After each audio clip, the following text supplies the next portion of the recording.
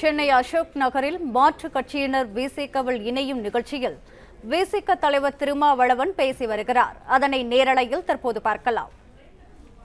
இன்றைக்கு 59 இடங்கள் திமுக வெற்றி பெற்றிருக்கிறது என்றால் அதுவும் விடுதலை சிறுத்தைகளின் பங்களிப்பு தான் மகத்தானது என்பதை சொல்ல நான் கடமைப்பட்டிருக்கிறேன்.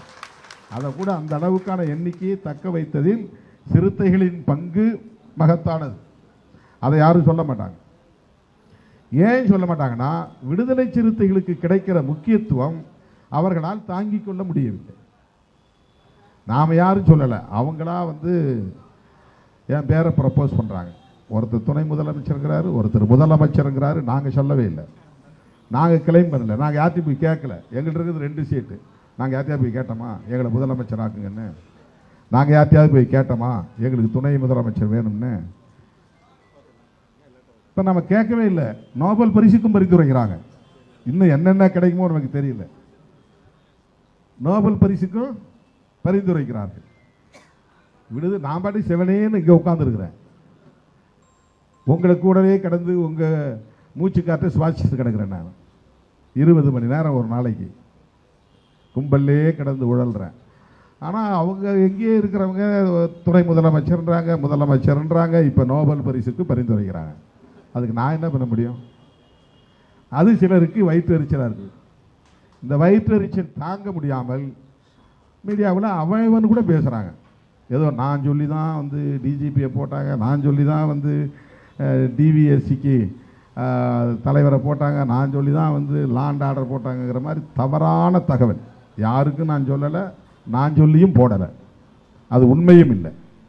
அந்த அதிகாரி தலித் அப்படின்னா நான் சொன்னேன்னு அர்த்தமா? நான் தலித்து மட்டும்தான் சொல்லுவேன்னா? வேற யாருக்கும் நான் சொன்னது இல்லையா?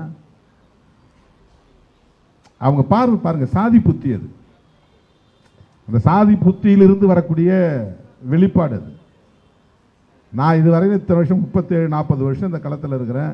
சாதி அடிப்படையில் எந்த அதிகாரியும் போய் நான் அணுகினது கிடையாது. எந்த அதிகாரி எந்த சாதின்னு நான் தெரிஞ்சுக்கிட்டது கிடையாது. சொல்லப்போனால் ஐஏஎஸ் ஐபிஎஸ் அதிகாரிகளை வச்சுக்கிட்ட மேடையிலே நான் சொல்லுவேன், ஆடு மாடு மேய்க்கிறவர்களை நம்பித்தான் நான் இந்த களத்தில் நிற்கிறேன், ஐஏஎஸ் ஐபிஎஸ்ஸை நம்பி நான் இந்த களத்தில் நிற்கவில்லை அப்படின்னு பல மேடைகளில் பேசியிருக்கிறேன். இன்றைக்கும் கட்சி நடத்துவதற்கு சாதாரண தொண்டர்கள் உழைக்கிறவர்கள் தான் எனக்கு உதவுறாங்களே தவிர ஐஏஎஸ் ஐபிஎஸ் படித்தவங்க யாரும் எனக்கு உதவலை. எனக்கு யாரும் ஆலோசனை சொல்லலை, எனக்கு யாரும் வழிகாட்டலை, எனக்கு யாரும் புத்திமதி சொல்லலை, எனக்கு ஏதும் திங்க் டேங்க்லாம் கிடையாது. இந்த சிந்தனையாளர்கள் மன்றம் அப்படிங்கிறதுலாம் விடுதலை சிறுத்தை கட்சிக்கு கிடையாது. இந்த ரிட்டையர்டு ஐஏஎஸ் ஆஃபீஸர்ஸ்லாம் அப்படியே போய் அந்தந்த சாதி அடிப்படையில் ஒன்றா சேர்ந்துருவாங்க. இப்போ மருத்துவர் ராமதாஸ் ஒரு கட்சி நடத்துகிறாருன்னா அந்த சமூகத்தில் இருக்கிற ரிட்டையர்டு ஐஏஎஸ் ஆஃபீஸர்லாம் அவருக்கு பின்னால் இருப்பாங்க.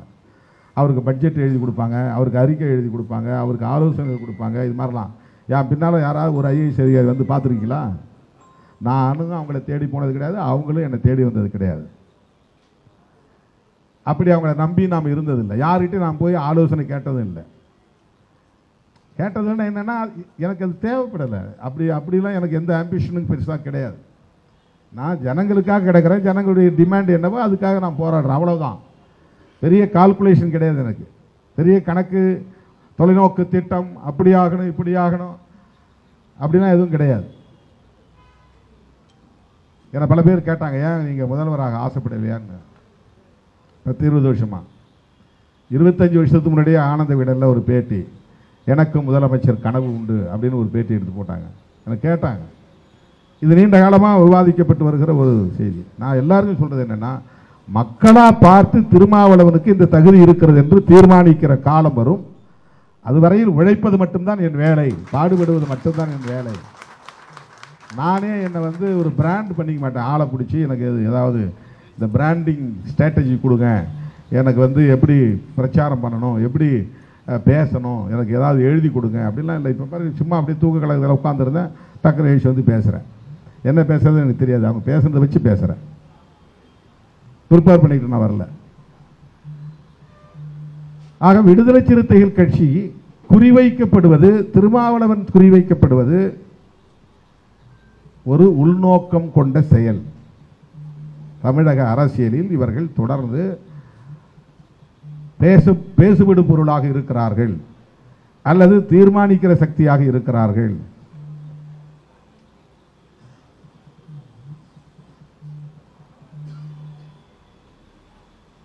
உடனே வாய்க்கு வந்ததையெல்லாம் பேசுகிறார்கள். அதைத்தான் அங்கே தம்பிங்க சொன்னாங்க. தோழர்களே, கேள்வி கேட்குறவங்க இப்போ ஒருத்தர் பார்த்து எனக்கு கேட்குறாரு, நீங்கள் வந்து ஆர்எஸ்எஸ் பெற்ற பிள்ளைன்னு விஜய் அவர்களை வந்து விமர்சிச்சிங்களே, அப்புறம் எப்படி அவரோட போய் நீங்கள் கூட்டணி சேர்ந்தீங்கன்னு கேட்குறாங்க.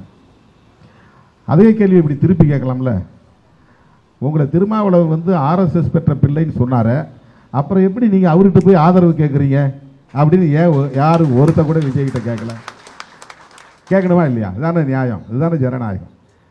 திரு விஜய் அவர்களே, உங்களை அவ்வளோ கடுமையாக திருமாவளவன் விமர்சித்தார், ஆர்எஸ்எஸ் பெற்ற பிள்ளைன்னு சொன்னார், அவர்கிட்ட ஏன் நீங்கள் வந்து வெளிப்படையாக ஆதரவு கேட்குறீங்க அப்படின்னு கேட்டிருக்கணும்.